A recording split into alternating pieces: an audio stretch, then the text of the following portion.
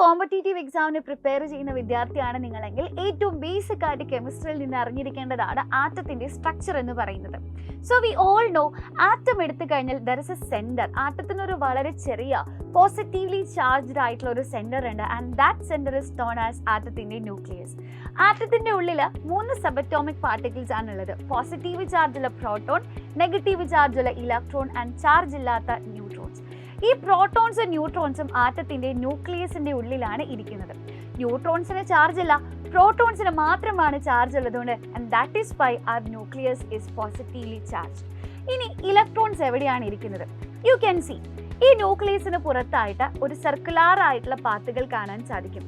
These circular paths are known as orbits or shells. Electrons occupy ചെയ്യുന്നത് ഈ ഒരു shell അഥവാ ഓർബിറ്റുകൾക്കുള്ളിലാണ്. ഇനി എങ്ങനെയാണ് ഈ ഒരു ആറ്റത്തിന്റെ ഉള്ളിൽ ഇലക്ട്രോൺസിനെ ഡിസ്ട്രിബ്യൂട്ട് ചെയ്തിരിക്കുന്നത്? ഓരോ ഷെല്ലുകളിലായിട്ട് ഇലക്ട്രോൺസിനെ ഡിസ്ട്രിബ്യൂട്ട് ചെയ്തിരിക്കുന്നതിനെയാണ് നമ്മൾ ഇലക്ട്രോൺ കോൺഫിഗറേഷൻ എന്ന് പറയുന്നത്. ഫസ്റ്റ് നമുക്ക് ഷെൽ ഇലക്ട്രോൺ കോൺഫിഗറേഷൻ പഠിക്കാം. ഇപ്പോൾ 10th സ്റ്റേറ്റ് പഠിക്കുന്ന കുട്ടികളാണെങ്കിൽ ദേ ഓൾ നോ ആക്ച്വലി നമ്മൾ ഇനി അങ്ങോട്ട് വലിയ ക്ലാസ്സുകളിൽ പഠിക്കും there are sub shells inside each shell. ഈ ഓരോ ഷെല്ലുകൾക്കുള്ളിലും എങ്ങനെയാണ് ഇലക്ട്രോൺസിനെ ഡിവൈഡ് ചെയ്തിരിക്കുന്നത് എന്ന് നമ്മൾ അറിയേണ്ടതുണ്ട്, and that is called electron configuration. അപ്പോൾ എങ്ങനെയാണ് ഇലക്ട്രോൺസിനെ ഡിസ്ട്രിബ്യൂട്ട് ചെയ്തിരിക്കുക?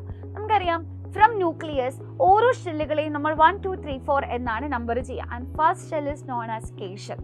കെ ഷെൽ എടുത്താൽ അതിന്റെ മാക്സിമം കപ്പാസിറ്റി ഈസ് 2. ഇനി രണ്ടാമത്തെ ഷെല്ലാണ് എൽ ഷെൽ, അതിന്റെ മാക്സിമം കപ്പാസിറ്റി 8 ആണ്. തേർഡ് ഷെല്ലാണ് എം ഷെൽ, അതിന്റെ മാക്സിമം കപ്പാസിറ്റി 18 ആണ്.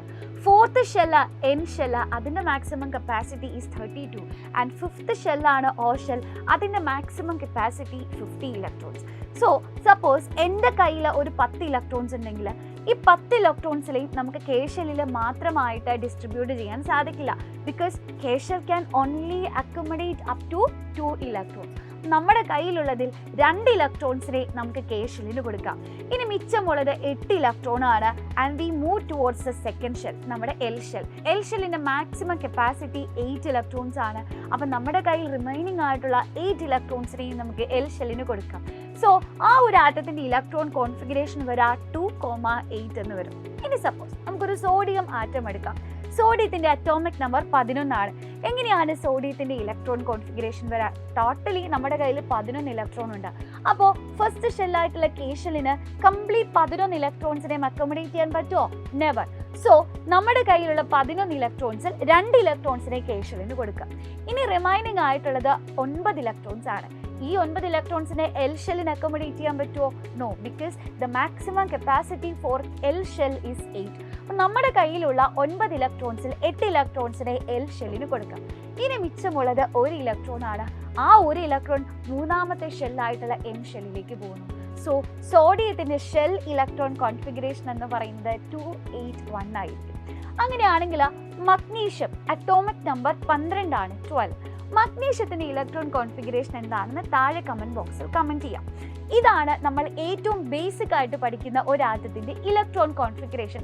പിന്നീട് മനസ്സിലായി there are subshells inside each shell. ഓരോ ഷെല്ലിന്റെ ഉള്ളിലും കുറച്ച് സബ് ഷെല്ലുകളുണ്ട്. ഈ സബ് ഷെല്ലുകൾക്കുള്ളിലാണ് ആക്ച്വലി നമ്മുടെ ഇലക്ട്രോൺസ് ഇരിക്കുന്നത്. പിന്നീട് മനസ്സിലായി.